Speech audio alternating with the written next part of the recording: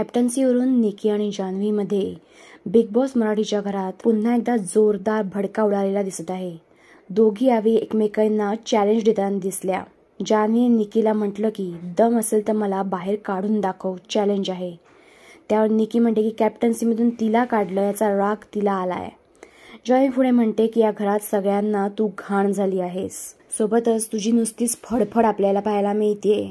हिला मराठीत कोणीच ओळखत नव्हतं, हिला आमच्यामुळे मराठीत ओळखू लागले। हे तर खरंच आहे की निकी तांबोळी हे नाव हिंदीमध्ये परिचयाचं असलं तरी मराठीमध्ये निकी तांबोळीला कोणीच ओळखत नव्हतं। बिग बॉस मराठीमुळे निकी तांबोळीला मराठीत आणि खास करून महाराष्ट्रात सर्वजण ओळखू लागले। पण तरीही निकीने मराठी माणसाचा अपमान देखील केलेला आहे। तर मग निकी आणि जान्हवीमध्ये तुम्हाला कोण आवडतं, तुमच्या दोघींपैकी कोणाला पाठिंबा आहे हे कमेंटमध्ये सांगा आणि SB मराठी एंटरटेनमेंट चॅनलला लाईक, शेअर आणि सबस्क्राईब करा।